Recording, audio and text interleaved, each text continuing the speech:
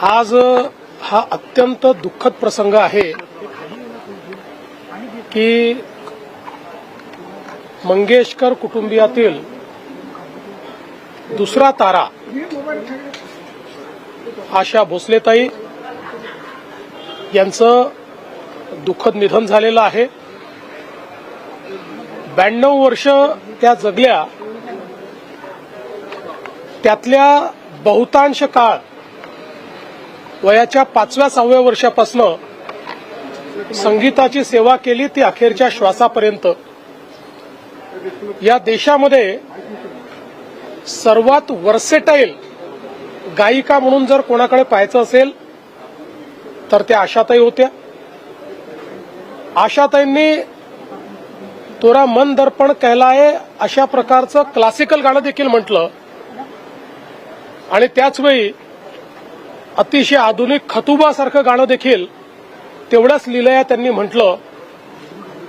जेवढे जॉनर आहेत, शास्त्रीय संगीत असो, पॉप असो, रॉक असो, भावगीत असो, 20 पेक्षा जास्त भाषांमध्ये आशाताईंनी गाणी म्हटली। आणि जगातलं वेगळं उदाहरण असं होतं की 90 वर्ष पूर्ण झाल्याबद्दल 90व्या वर्षी 3 तास कॉन्सर्ट करणाऱ्या आशाताई होत्या। आम्ही जेव्हा महाराष्ट्र भूषण पुरस्कार त्यांना दिला त्यावेळी त्यांच्या जीवनाचा जो प्रवास त्यांनी सांगितला, किती खडतर आयुष्य जगत त्या इथपर्यंत पोहोचल्या, हे खरोखर अत्यंत प्रेरणादायी होतं। मला आठवतं की आम्ही रेडिओ जॉकीजचा जो कार्यक्रम घेतला होता, त्या कार्यक्रमामध्ये आशाताईंनी मला 2 ओळी गुणगुणायला लावल्या आणि मग त्या ठिकाणी सांगितलं, बघा माझी शक्ती, मी महाराष्ट्राच्या मुख्यमंत्र्यालाही गायला लावू शकते। असं अतिशय जिंदादिल अशा प्रकारचं त्यांचं व्यक्तिमत्व होतं। कुठल्याही कार्यक्रमाची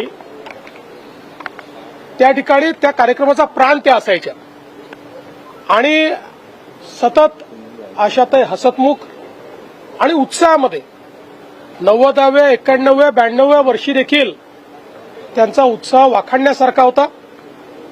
आम्हाला ही पूर्ण खात्री होती की लता दिदींची तर आम्ही 100वी करू शकलो नाही, पण आशाताईंची 100वी निश्चितपणे करू शकू।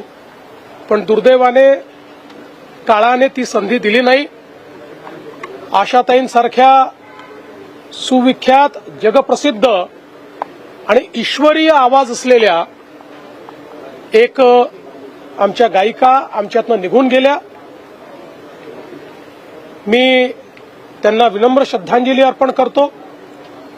त्यांच्या कुटुंबाच्या दुःखामध्ये आपण सर्व सामील आहोत। पूर्ण शासकीय इतमामामध्ये त्यांच्या कुटुंबियांशी चर्चा करून ते ठरवतील त्याप्रमाणे पुढचे सगळे विधी होतील। पण मला असं वाटतं की आज संगीताकरता आजचा दिवस हा अत्यंत दुःखद आहे।